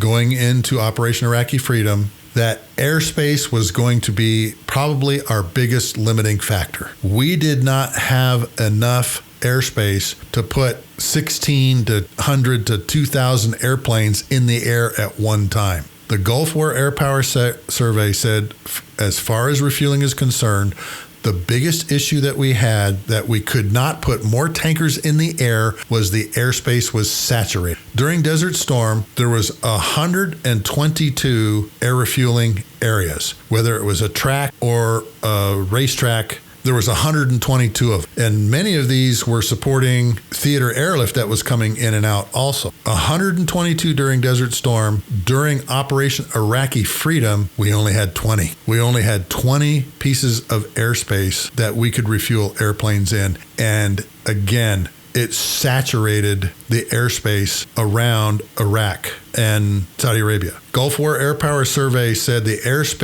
total airspace that we had was 350,000 square miles of airspace. And now you're packing 1,650 to 2,000 airplanes in basically the Midwest. Think about it that way. We could not bring in more tankers because A, they weren't available, and B, we didn't have the airspace. And in the case of air refueling, we had tankers stacked above tankers. We had low altitude tankers above high altitude tankers. When I say low altitude, I'm talking 18 to 21,000 feet. 21 to 22 was airspace that airplanes could flow through. And then from 22,000 feet to 24, we had more air refueling airspace. So you actually had two layers of airspace on top of each other in every piece of air refueling airspace we built. We took over the top third, the northern third of Saudi Arabia when we opened the Fisk military operating area, and it was filled with air refueling areas. We had 2 out to the west, 3 south of Baghdad, and 2 out to the east near Kuwait. We had another one over Kuwait City, actually, I think it was out in the ocean. And then to the north, there was 4. There was 4 up there. We had the Operation Northern Watch Corridor, which the Turks finally let us use, but they would not let us use any other airspace other than that corridor. And we had 3 other pieces of airspace at the beginning of the war, Pops, Vayner, and Mac, and then the anchor area down by Sulaymaniyah, which is the one that really made me nervous because it was right up against the Iranian border. In the North War, they would refuel through the corridor, or they would refuel in Pops, Mac, Vayner, and Valley. Valley was the Sulaymaniyah anchor area. And then down to the south, we had the 7 anchor areas across the Saudi border, south of Iraq. And then on day 4, we opened air refueling areas inside Iraqi airspace. I named them all after female country western singers. The first 2 we opened were Shania and Reba. We put another one to the east of Reba, directly south of Baghdad, we called Mila. We put one near An-Najaf, which we called Patsy. We had one over the deserts out in western Iraq that we called Lian. That was for the scud hunting. We had another one up by Al-Qaim that we called Martina. We had another one just west of Baghdad and southwest of Baghdad, about 35, 40 miles, we called Faith, because you had to have faith in the F-15 guys to make sure that none of the Iraqi airplanes came up and shot you down. And that's all we had. That's it. We didn't have room for any more. And fortunately, the war didn't last any longer than it did. But we physically did not have airspace to put all these airplanes in there. And I flew one night. I went and hopped on a sortie on the 1st of April, and I just finished watching the Task Force 20 guys rescue Private Jessica Lynch. And I said to myself, I'm going to go fly on an airplane and see what I've created here, see what our team has created, and if there's any chaos out there. And of course there was. I hopped on an airplane with G. Love and Monique from the 97th Air Refueling Squadron, which I was a part of, and flew out there, and we had 2 near misses while we were flying out to Lian to refuel F-16s that were hunting scuds. An F-15E 4-ship went underneath us at 300 feet. Our TCAS system inside the airplane that warns us airplanes are around us out to 40 nautical miles, I could see the 3 next to the red boxes as they went underneath us, which means they went underneath us at 300 feet. Hopefully they saw us because we had all of our lights on. I'm sure they probably did. They didn't say anything to us. And then on our way back, I think we had another close call with another 4-ship of something. I can't remember what. While we were out in Lian is when the VF-154 Black Knight F-14 went down. I got to listen to that whole rescue. Bondo, the British AWACS, was controlling all of that. They did a fantastic job. They had them up off the Iraqi floor in about 2 hours. But again, all of this is packed into this 350,000 square miles. And you think 350,000 square miles, that's a lot. It's really not when you've got 1,600 to 2,000 airplanes, plus helicopters, plus cruise missiles, all these different things that are flying through all these areas. And oh, by the way, we moved the tanker tracks into Iraq, and we had the Army shooting through Shania and Reba. And so we had to go fix that problem because they were firing multiple launch rocket systems and ATACMs over the tankers through Shania and Reba. But Saddam was using his science project, surface-to-air missiles and guns to shoot at us too. And we had to figure out a way in order to defend the tankers. And this is another lesson I learned about using all of the assets that are available to you. Since we had a high and a low block in each of the Iraqi tracks, Shania, Reba, Mila, Leanne, Martina, Faith, and Patsy, we had to figure out a way to defend the tankers.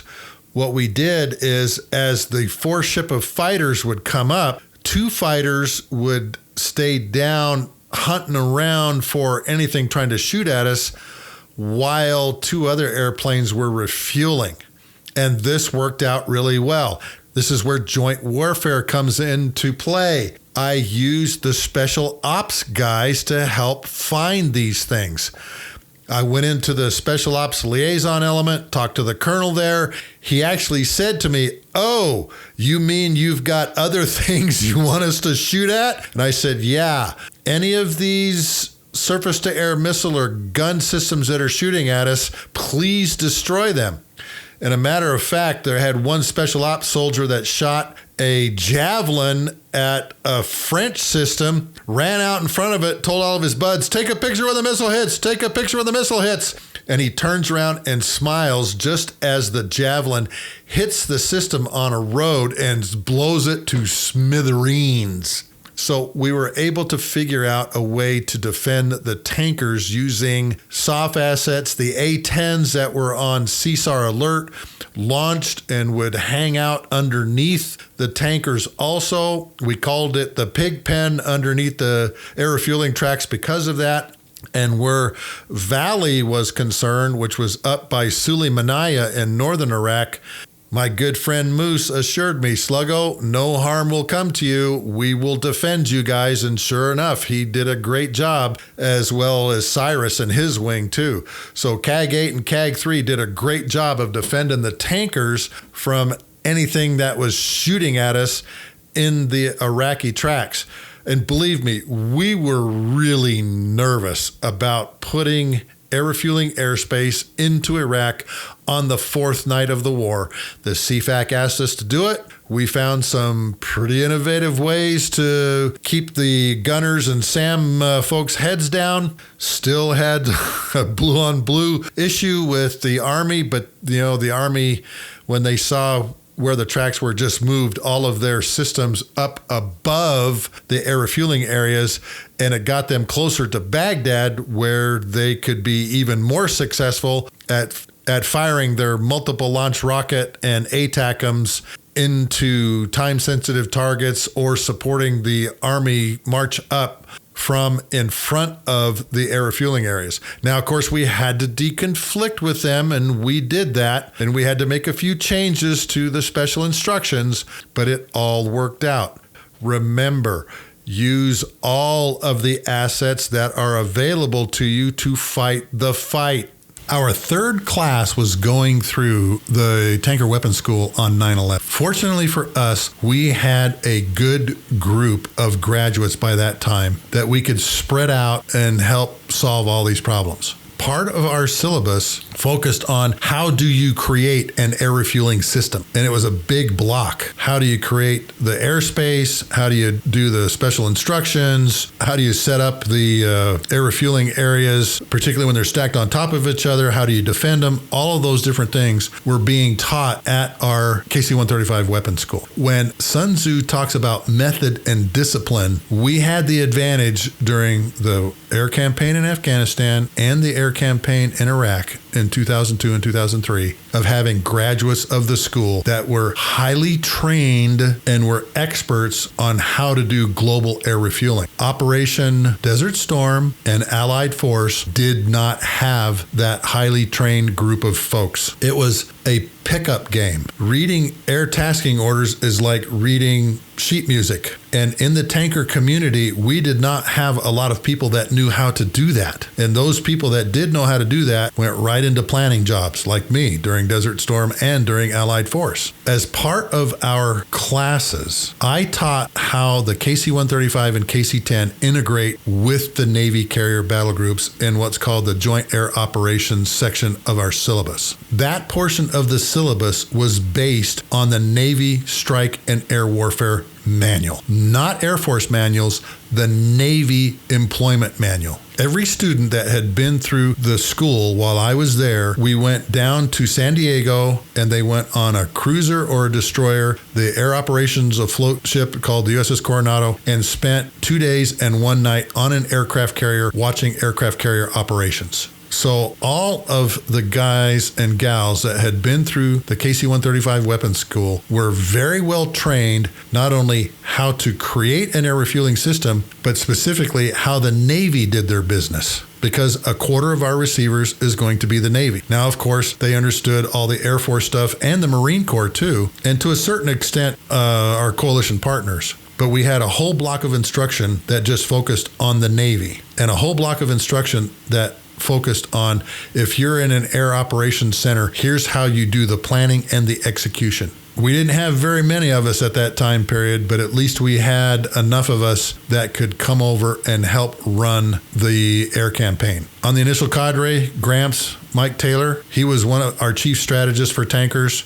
Bart Odell, Wayno McCaskill, Shrek Clayton. We had graduates that were at the KAOC with me helping me build these plants. We did not have that during the first Gulf War Operation Allied Force, and it really made a difference having those people with that expertise creating this air refueling system. It was almost as effective as it was efficient. The only thing that we didn't have, as I mentioned, was airborne reliability tankers that we could plug into if things changed, or ground spares if an airplane broke. We just couldn't do it. But because we had this group of highly trained KC-135 air refueling experts on our team, it worked out really well. Now,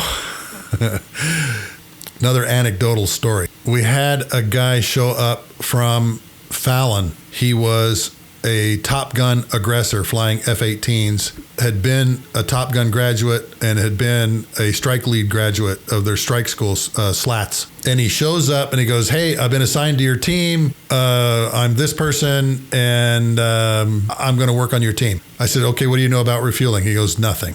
I said, "What?" He goes, "I'm an F-18 guy, Navy." And I go, "Oh, wait a minute, why are they giving me to you?" They said, "Well, you need help." And I said, "Well, yeah, but I need people that understand air refueling." And he says to me, "So put me where I can learn air refueling the fastest." And I went, "Oh, no." But I thought, you know what? This is a great leadership opportunity. We're going to put LT on the desk, and he's going to learn really fast. 2 weeks later, I came down to see him. I said, "Hey, do you want to move upstairs?" He goes, "No, Sluggo, I'm having a great time right here. Leave me right here. I love working this incredible jigsaw puzzle." And I said, "Then I'm going to put you on nights. I want you to go on Mike Serban's group at night, because when the big Navy strike packages come in, you'll be able to understand what kind of gas they need, or if there's changes to their ATO, how to make those and schmooze those." LT, Lynn Tawney was his name, did an absolutely fantastic job. And I was initially scared to have him, but it actually worked out really well. Having these experts is the reason that we were able to pull off the air refueling that we did during Operation Iraqi Freedom, in spite of all the shortfalls. The weapons school graduates, I had 2 S3 Viking guys that were also on my team, and LT. And all of these experts and the other experts from 21st Air Force that worked on the desk, Cardiac Bob, all of these people that work for me were absolutely fantastic. And fortunately for me, General Nick Williams said, "Name your team," and I was able to name all the people that I wanted, and I got all but one of them. And that's because he was busy in the Pacific. They wouldn't let me have him. The tanker air bridge was set up to bring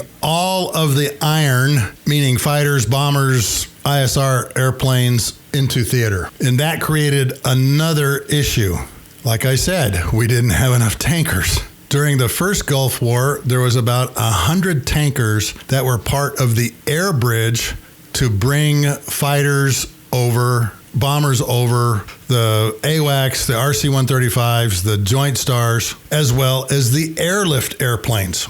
Now, the airlift never goes away because obviously you have to get the beans, the butter, the bullets, tents, all those things into theater. And we didn't have enough tankers to get them all the way across Saudi Arabia. I had a long conversation with John Van Gielder, who was the colonel running the plan shop at the Tanker Airlift Control Center at Scott Air Force Base. And he told me, he says, Mark, I can only get the airplanes this far. You guys are going to have to help us get them across Saudi Arabia. I'm like, I'm flying all of these tanker missions for the strike sorties and everything. So what we did is we called it a timeshare at Wedge. There's a town on the Red Sea coast of Saudi Arabia called Wedge that had a navigational aid, electronic airplane navigation aid. I said, John, if you can at least get the airplanes to Wedge,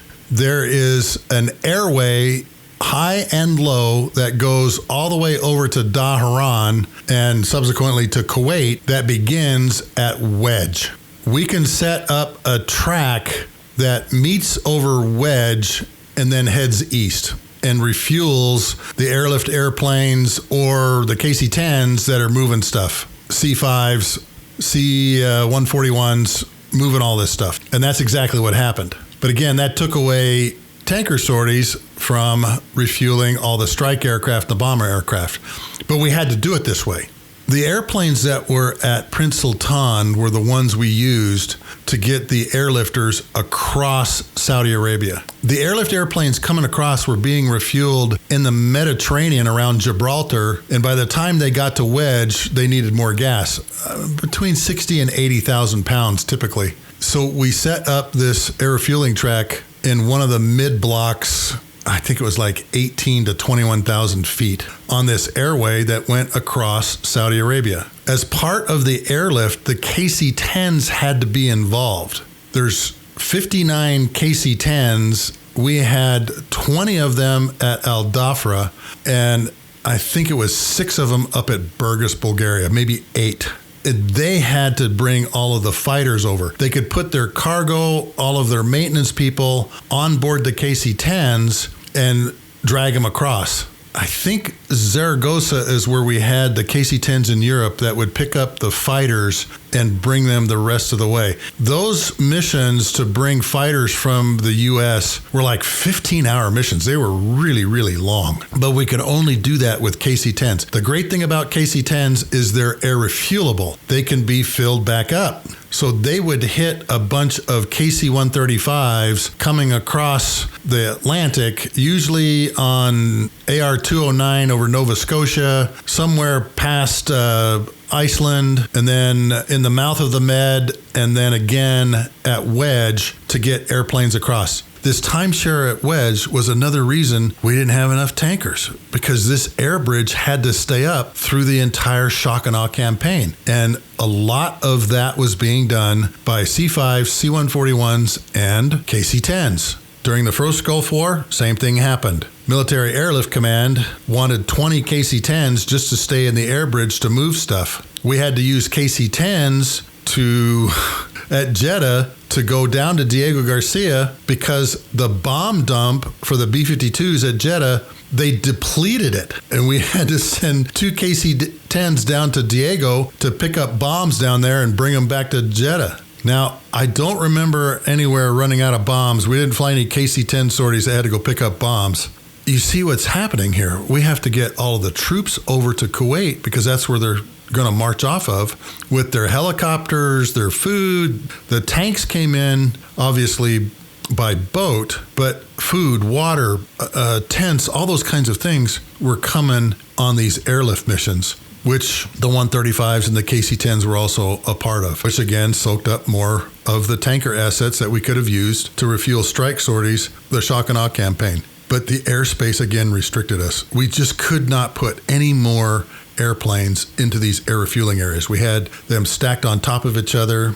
And then one night they were actually firing at the tankers through Shania and Reba, and we had to go figure out a way to protect the tankers from getting engaged by ground guns and surface-to-air missiles. There's one other long crossing I want to talk about. I spoke of diplomatic clearances. The Navy wanted to bring the Roosevelt and the Truman home if we could not get them involved in the air campaign. Admiral Shortney Gortney came to me. He was the chief of the NAIL. Captain Gortney at the time said, we got to get these guys involved. I had a discussion with General Mosley in his office, and he says, Sluggo, we just got to figure this out. And I said, sir, there's not a lot of options here, and the only option is a long one. He said, obviously, we can't go through Israel because that's never going to fly. The whole coalition will come apart if Israel's involved. There's no way we can get them through Jordan without coming across Israel. Syria is completely out of the question. Well, after several attempts at figuring out how we were going to move Roosevelt and Truman strike packages into the theater to drop bombs or to fly DCA missions, we got clearance from the Egyptians to overfly the Sinai. Both carriers beat feet to a box north of Alexandria in the Mediterranean Ocean.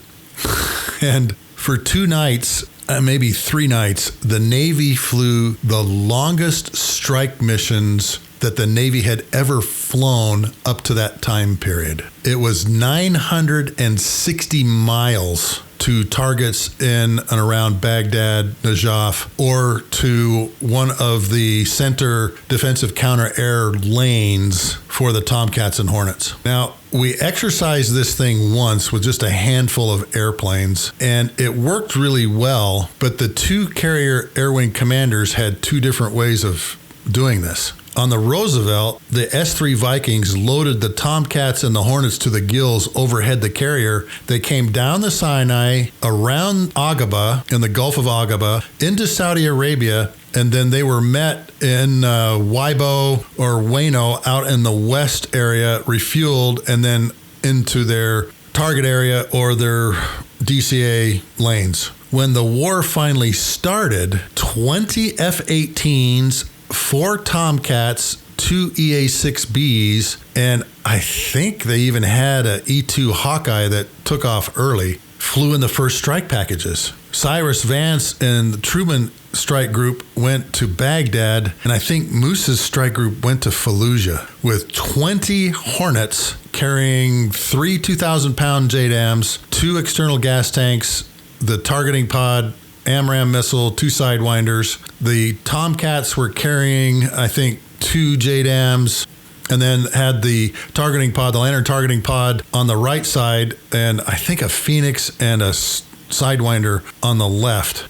And these strike packages required a lot of gas. I think Mongo Koss and Cyrus Vance told me these were like 7-hour missions. So it's 960 miles there, 960 miles back. Moose's crew, Moose's wing refueled off the S-3s over the top of the carrier. Cyrus's S-3s actually took his strike package halfway down the Sinai and then turned around and went back so that everybody was full to the gills when they went around Aqaba. And then I had 2 KC-10s with warp pods waiting for them when they got into Waibo or Wano to top them all off.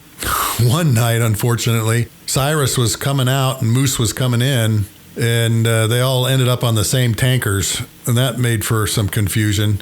And then one of the KC-10s broke and couldn't make it. And one of the Brit VC-10s said, hey, I got plenty of gas. I can drag you guys down to Aqaba. And that's exactly what that VC-10 did. That Brit VC-10 refueled all those Hornets, and I think they gave the Tomcats a little bit of gas too, down to Aqaba so they could make it around the corner and meet up with their S-3s as they went back up toward the Truman. I can't say enough good things about the RAF VC-10 guys. They helped out in so many different ways. They were really, really good. Unfortunately, their airplanes drank a lot of gas, but they were really good at what they did and helped us out there. So the longest naval strike mission in history was these, 1,860-mile round trip to the carrier, going across Saudi Arabia, across the Sinai, back to the carriers. And then finally, the Turks said, okay, you can fly the ONW corridor, and the Truman and the Roosevelt beat feet up to an area near Adana. So I think we only flew the Sinai crossings 3 times, but man, was it tanker intense. And the longest mission some of these guys had ever flown in an airplane, to include some of the Afghanistan missions too. Mongo told me, this was really, really a long ride in a Hornet to go drop 3 bombs and then come back. But that's what we did. That's what we had to do to get these guys in the fight, or those 2 carriers were going to go home. Okay, let me look here. Okay, that's everything in my notes. I have 2 5x7 cards here that I wrote strategic on one and operational on the other, and I've covered everything. I hope you've enjoyed this episode and hearing about tanker shortfalls and the problems that we had trying to refuel all of the assets that were participating in this shock and awe campaign. The number one restriction that we had was airspace. We knew that from Desert Storm and reading the Gulf War Airpower Survey. We packed a lot of airplanes into a very small space, and that airspace was moving. It was changing constantly, which meant we had to figure out where we're going to put them, why we're going to put them there. We tried to get them as close to the targets as we could, and we were successful for the most part. Second lesson learned was you go to war with the army you have, not the army you want. We only had a finite number of tankers, 210 tankers, 10 that belonged to the Royal Air Force and 200 that belonged to the United States Air Force. And of course, the Marines had their KC-130s that they were refueling off of. They preferred to do that, which was fine. It kind of relieved some of the pressure on us. KC-135 is a low density, high demand asset, and there was a lot of things going on around the world that soaked up all the tankers, and we still offloaded more gas in 26 days than we had during the 41-day Desert Storm campaign. Again, we had all R models. We didn't have A's, E's, and R's like we had during Desert Storm. KC-10's flying a lot of missions too, but that's all we had. That's all we could deal with. My last lesson learned is the KC-135 weapons school, and the guys that had been through that, there's gals that have been through it now too. Those experts really proved their worth in gold, their weight in gold, because of their expertise on creating an air refueling system with a limited number of assets and making it as effective and efficient as it was. We could not have done that during the first Gulf War or during Allied force over Kosovo because we didn't have that school. We were not trained the way we should have been trained. We did not train like we fight like we train because we didn't have this school. Because of the education that those weapons school grads had, it was easier to solve a lot of these problems because we knew what had to be done. And it all came from the syllabus. There was not one area of the syllabus that I thought we had to go back and change after the air campaign in Afghanistan or Iraq. Everything we were teaching was just spot on. And that's what education can do for you. We had these highly experienced people that were highly educated. My whole team had incredible experience from doing air refueling operations over Afghanistan. And I was able to pick that team and bring them all together, and it worked great. But we spent 6 weeks in hell trying to figure out, literally from scratch, how we were going to refuel this fight. And fortunately, we had the expertise there to do it. And a lot of the things that we implemented came to being like a week before the war. I'm talking like Wednesday, Thursday, Friday, the week before the opening night of Shock and Awe. We were still massaging the tanker plan right up until the time we started flying it. And Akrotiri didn't have all of its tankers on the ramp yet until like day 3 or 4 of the war. Because again, we had to revamp everything. and we had the experts there to do it. The two S3 guys, Finn and Tattoo were their call signs, and then the aggressor, the Top Gun aggressor from Fallon, LT, they were invaluable when it came time to massage stuff for the Navy, because we got a big complaint from the Navy that they weren't getting enough gas. And when the Studies and Analysis Agency went back and looked, the F-18 Hornet community was getting more gas than all of the airlift, ISR, and the Global Strike bombers coming from the States and Diego Garcia combined. I hope you've enjoyed this episode. This episode has been brought to you by Tanker Pilot, Lessons from the Cockpit.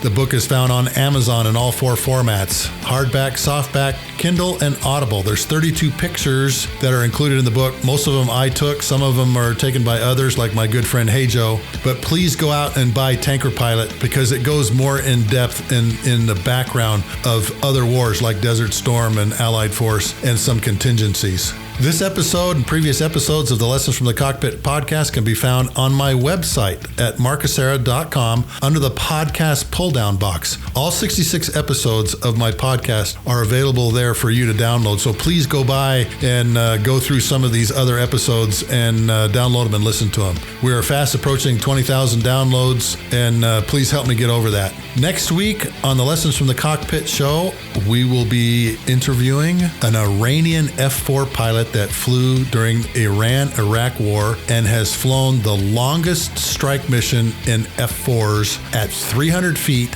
behind a 747 tanker that was also at 300 feet going 320 knots. Colonel Fred's going to be with us on the next Lessons from the Cockpit show as he talks about the Iran-Iraq War. Folks, thanks for listening. Thanks for downloading these, and I look forward to talking to you again next week.